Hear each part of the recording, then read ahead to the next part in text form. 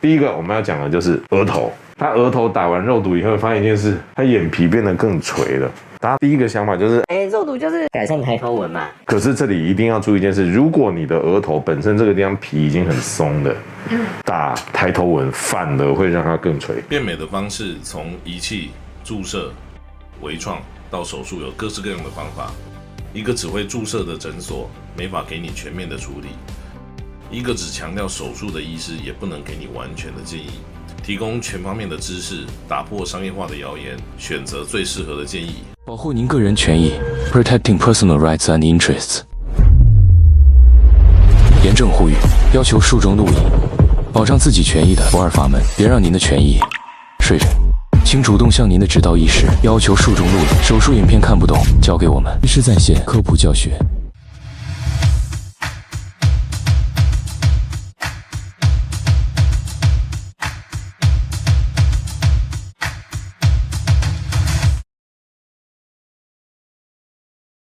欢迎大家收看《打破医美缪斯》。突然就开始嘞！哎，我们今天讲的题目比较特别一点哦，它很简单，可是呢，很多人有这个疑问哦。肉毒啊，10几年前台湾开始有，刚开始的时候叫液态黄金，一开始打一个抬头纹3万多块台币，真的难以置信，对不对？现在在台湾要找到没打肉毒的人有点困难了，很多人认为它就跟敷面膜一样，是一个必备的一个保养，对啊，它很好用。可是很多人搞不清楚哪些地方不适合打肉毒，或是什么状况不适合打肉毒。接下来我们会讲一系列医美浪费钱系列，而不是接下来这一系列就在告诉大家说，哪些地方不适合打肉毒，哪些不适合补脂，哪些地方不适合打胶质针，类似这样。每个人都在吹说他们什么技术多好多好，我们就是要来告诉大家哪些要注意。我们为什么可以讲这个东西呢？我本身是颜面重建医学会的理事，我也是心理美容外科的理事，美容医学产业全国联会的理事，微整医学会的副理事长。我的专长是什么？拉皮、脂肪、面部的解剖，刚好就是我的3个专长。所以我来讲一些观念给大家之后，我都会以脸部解剖学的概念给大家一些正确的知识，没有话术。肉毒到底是干嘛的？放松肌肉，很好，非常的好。因为到现在还是很多人都以为肉毒是用来收紧肌肉的，不是哦。最早是南美洲一些土著啊，他们用那个吹剑，一刺下去，那些动物就不能呼吸了。真的吗？这真的啊，我没有在晃点你。我跟你说，我们都没有话术了，都说的是真的。为什么？因为它那个剑里面呢，它有一种叫南美箭毒，它会让肌肉无力。所以它刺到动物的时候，毒素一进去里面，它不能呼吸。因为你的呼吸的肌肉也没力了，就昏倒了。后来呢，就发现这个肉毒杆菌肉毒杆菌这个细菌呢，它产生的另外一种毒素，就是所谓的肉毒杆菌素，它有类似的作用，会去放松肌肉。我们把它特别提出来，把它的致命性尽量的去除，就可以用在美容上面。它最早也不是用在美容上面，因为它可以放松肌肉，所以它最早用在哪些呢？用在痉挛。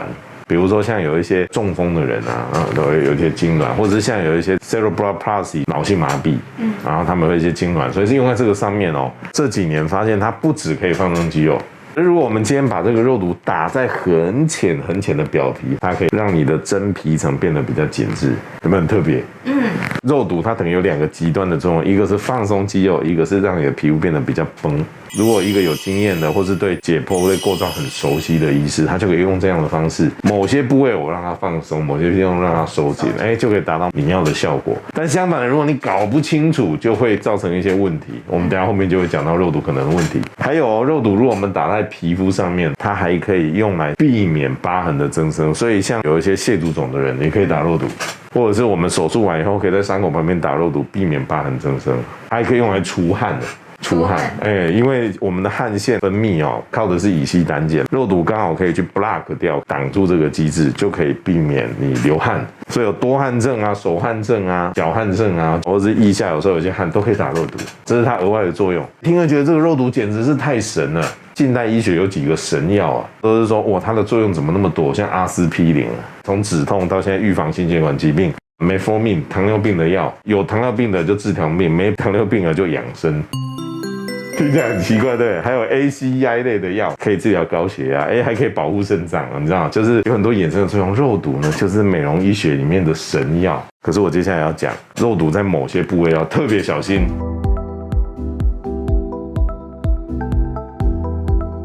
我接下来这些图片因为我自己对构造比较了解，比较少发生这种状况，所以我这些照片都是我们从教科书上面或者是国外的网站，我用他们的照片来解释。第一个我们要讲的就是额头，他额头打完肉毒以后，发现一件事，他眼皮变得更垂了。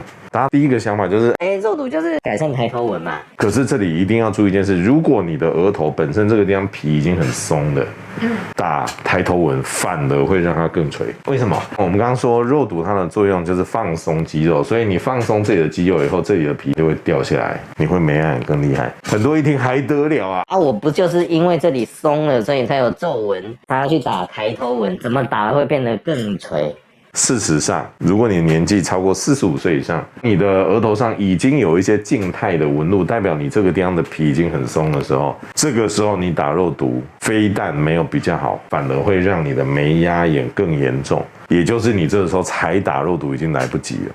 如果你皮肤本身还是紧致的，可是你抬头的时候有抬头纹，这个时候打肉毒很好。但是如果你已经严重到一直皱到这个地方皮已经松了，这个时候你才想要打肉毒，不好意思，非但没有效，反而会让它眉压眼更严重。这个时候就代表一件事，你应该进入额头拉皮，你就要考虑内视镜额头拉皮，你要考虑新式冠状拉皮，或是8mm 的这个额头拉皮，类似这样的一个方式，因为你已经严重到打肉毒没有效，甚至会更垂的状况。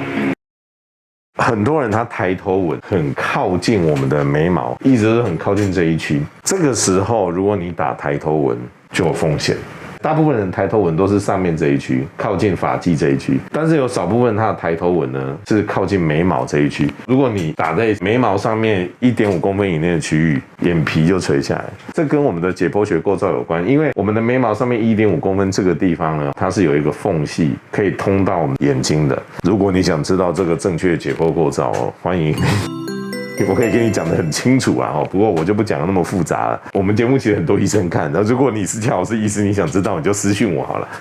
这个1到1.5公分这个地方，如果你打肉毒你没打好，很容易肉毒就会跑到眼皮这个地方来，就会造成你的眼睑下垂。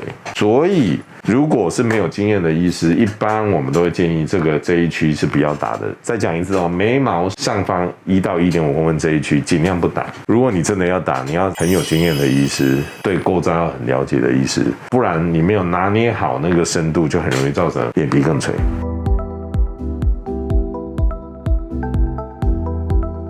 眼下细纹可不可以打肉毒？可以打，可是你要特别注意，第一个就是剂量的拿捏，第二个就是深度。为什么？因为眼下细纹这个地方，如果医师刚好没什么经验的话，打肉毒可能就会变这样，跑出眼袋来。它本来是没有眼袋的打完眼下细纹肉毒，反正眼袋跑出来。为什么会这个样子？为什么？因为我们的眼袋它的表面有一层肌肉叫眼轮匝肌，这个肌肉它就是用来收缩眼睛的。如果你今天打肉毒把那个肌肉放松掉，哇，那个肌肉被你放松过头的话，里面的眼袋就凸出来了。所以眼下细纹这个地方对于剂量的拿捏这个经验非常的重要。还有什么位置？像它本来有一点小小的卧蚕，如果位置没有拿捏好，眼袋跑出来，卧蚕也不见了。珍贵的卧蚕是，所以眼下这个地方打细纹要特别小心哦。如果医师没有绝对的把握，或者这个医师如果你觉得他经验不够的时候，你千万不要打眼下的细纹不要把它等闲视之哦。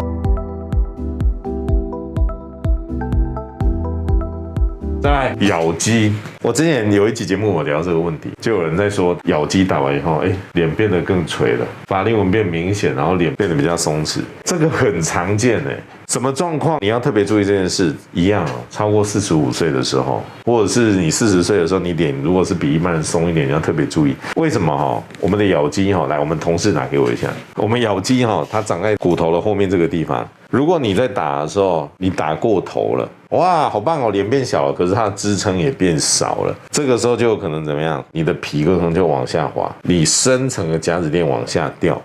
这会造成你的嘴边肉变得更严重，甚至你的法令纹都会受影响。有的人就是问说，那如果我发生这种事情，我是不是隔一阵子肉毒的效果没了，它就会弹回来啊？不一定，要看哦。如果你今天是浅层的问题，你的咬肌慢慢膨胀长回来的时候，等你这又撑起来的时候，的确滑下去的皮肤也会慢慢被你拉上来。肉毒的效果没的时候，慢慢就好了。可是如果你今天掉下去的是深层的甲脂垫，哇，它就回不来了。所以要特别注意，尤其是如果你本来已经脸有一些松弛的人，打咬肌要特别注意，可能会更严重。这种状况我会跟客人讲，我先帮你拉线，再打咬肌，就不用担心它掉下来。哦，对。那有些人说，那打音波、电波以后再打咬肌，是不是有这种预防的作用？比较没有，因为音波跟电波它的能量只能到筋膜以上，筋膜以下它透不过去，所以如果你用一般电波、音波、一般浅层的埋线，它就没有办法预防这个状况。所以很多人也会抱怨一件事，我今天打肉毒是要小脸啊，我打完咬肌以后脸应该变小啊，怎么的确我摸我咬肌变小了，拍照的时候怎么脸还是 U 型的？从方形的变 U 型的。为什么后面的咬肌变小，可是前面却掉下来，就是这个问题。所以超过45岁或是40岁以上脸已经有一些松垂的人，打咬肌要特别注意。我们再看他打了咬肌，他要瘦脸，结果打完以后，哇，脸这里就凹下去了。这个其实跟我刚刚前面说的跟深层下垂是有关的。像我们这个地方有一个东西叫深层的甲脂垫，它原本的位置呢，应该是在咬肌的前面，在靠近上面的地方。如果你已经有些松垂的状况，或是医师在打的时候位置跟深度拿捏不对，导致这个地方的咬肌变小，然后这个深层的甲脂垫就往下掉了，这就会造成第二型的嘴边肉，造成这个地方凸一块，然后脸颊反而凹下去。所以你如果有一点松垂的脸，你又想要小脸，你就不是只有打咬肌，你同时还要做深层的拉提，才有办法避免这种状况发生。